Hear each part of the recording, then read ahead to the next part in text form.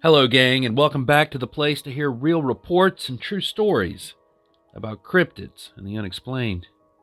Tattooed Biker here with you, and tonight I have some disturbing, true reports from viewers who have encountered the infamous creature known as the Dogman.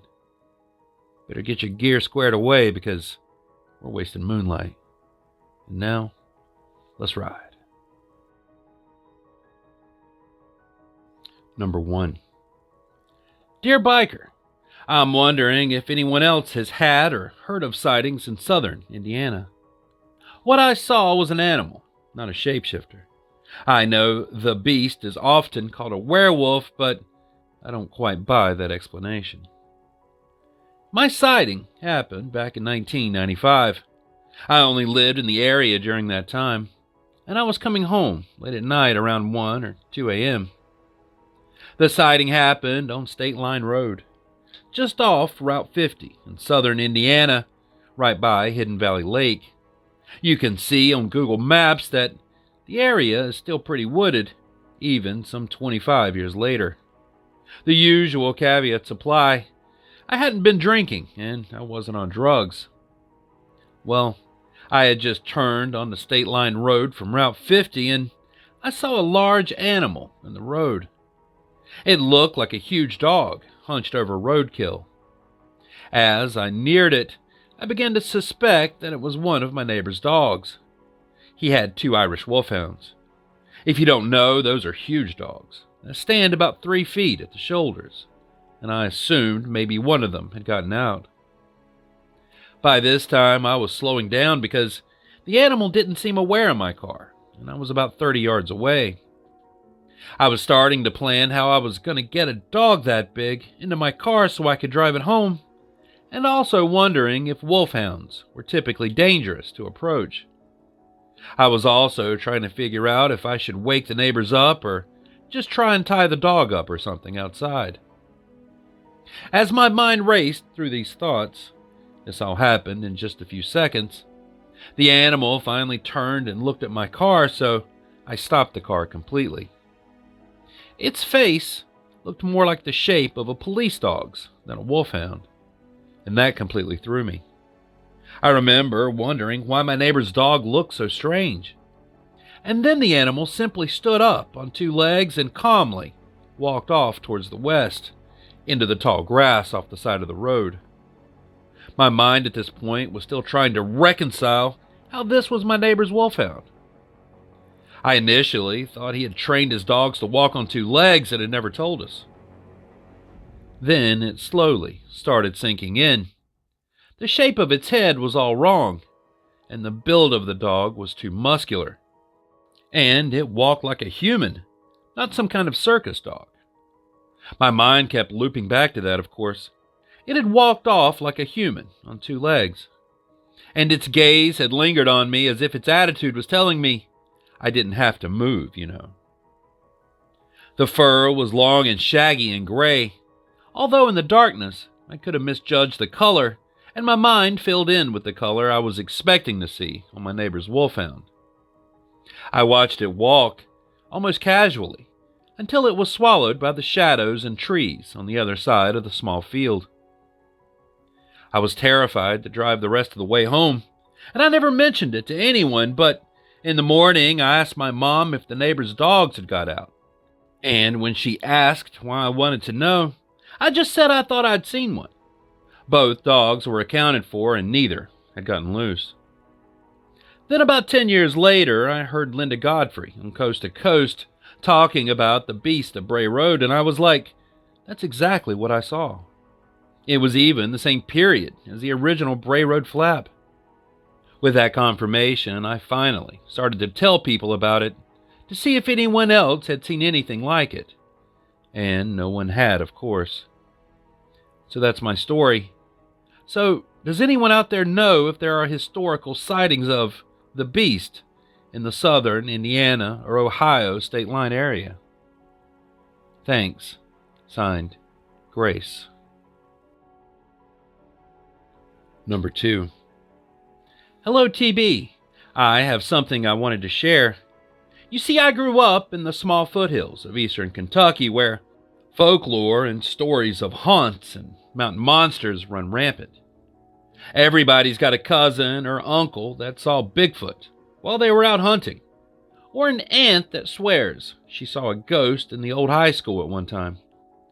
So it's hard to discern what's truth and what's fiction. Most of what I've personally seen or heard while out in the mountains, I usually attribute to local wildlife. Have I seen anything that's unexplainable to my logic mind? Not yet, but I'm also not arrogant enough to think that these things just don't exist. I saw where someone had posted that said it perfectly. 90% of the stories are fiction, but it's the 10% that keep you coming back. By logic, we have to assume that 10% of all the stories we see or hear are true and that those people witnessed something amazing and terrifying. Now, in my small town, Dogman is a known perpetrator of many mishappenings.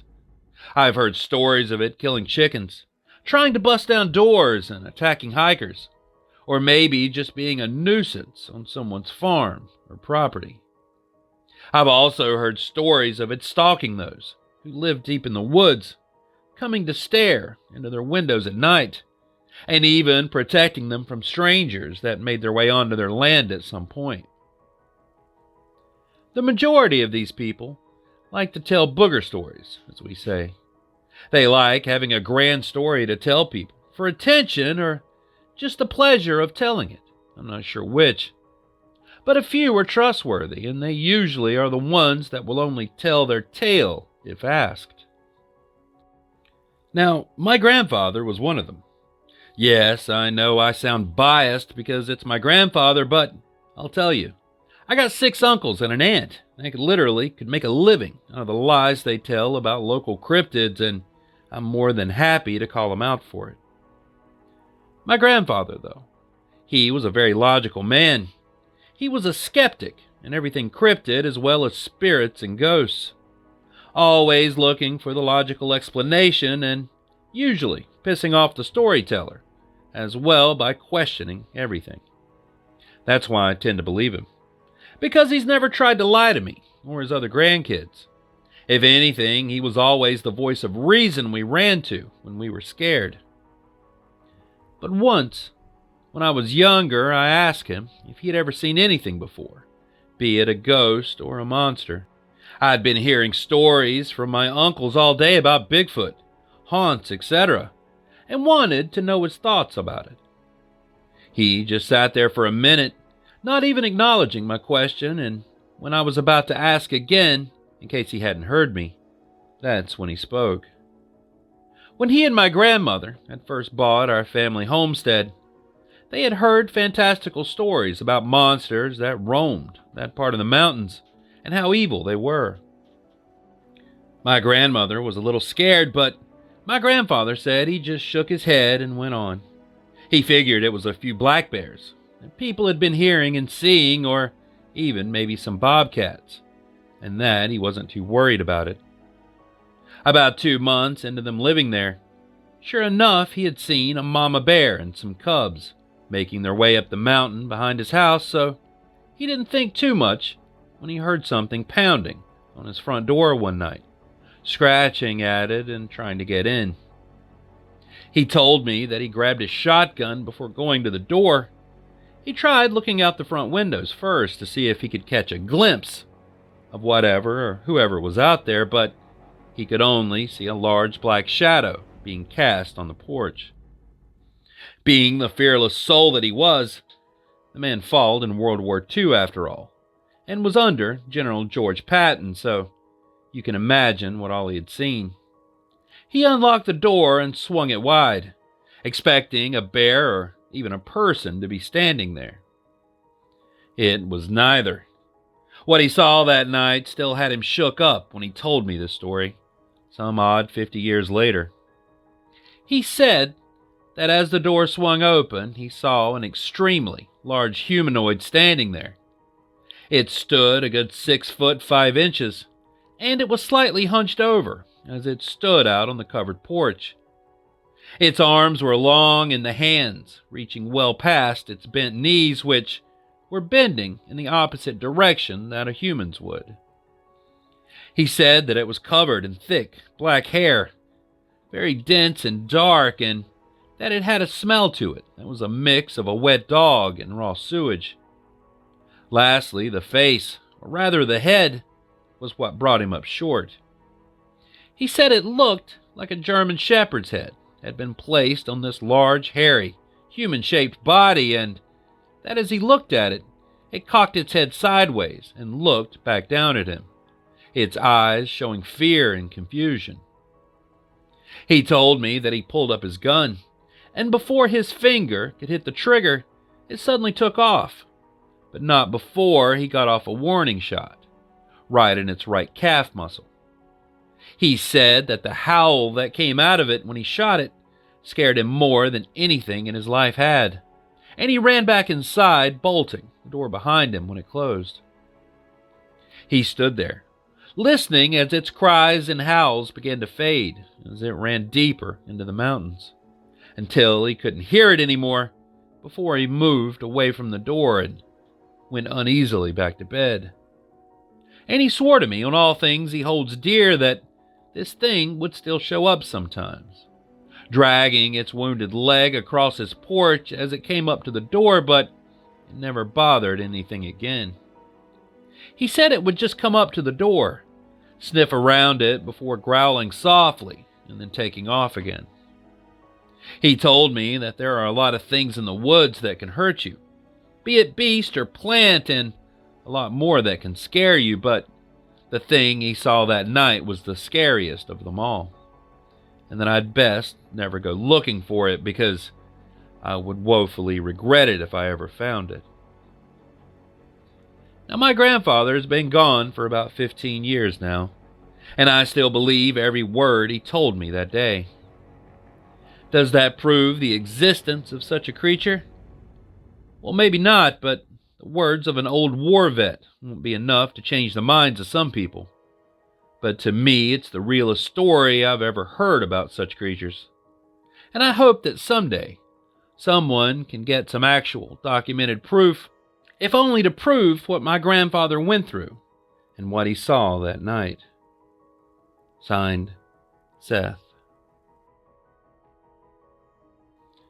Number 3. Hey, Tattooed. I've lived in North Louisiana my whole life and grew up on a large cotton farm that my father owns. My mother is of Cherokee descent, so I was always raised to believe in things that most Americans think are imaginary. My sighting happened in the early 1990s.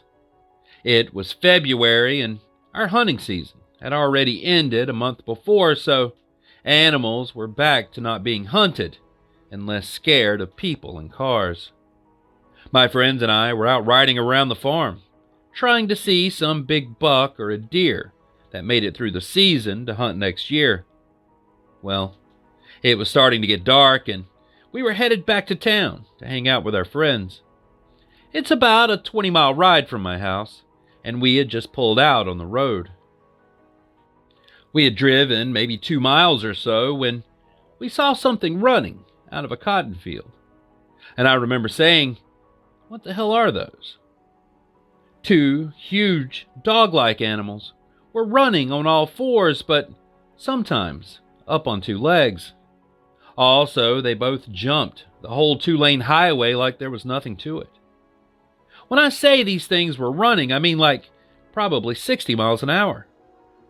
I remember saying they kind of looked like the hellhounds from the movie Ghostbusters. My friends agreed with me as soon as I said that.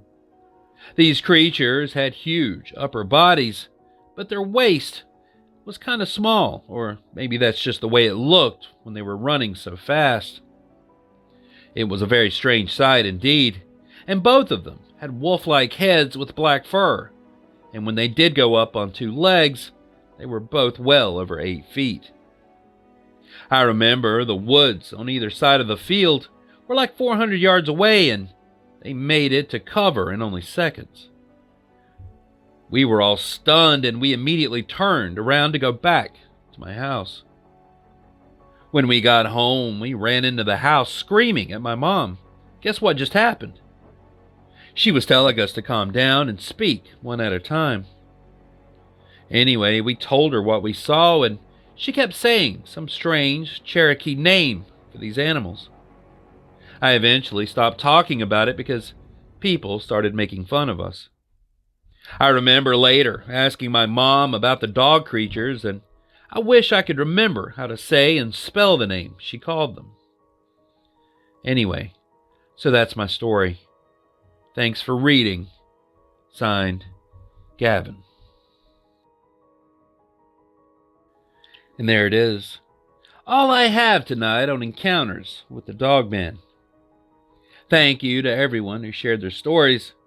If you've had a similar encounter or have any other cryptid stories to share, please send it to the email in the description, and your story might just wind up in a future video. And don't forget to like, share, and subscribe for more terrifying tales from the world of the unexplained.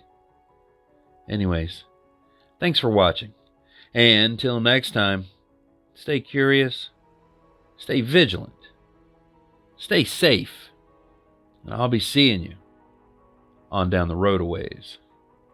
Biker, out.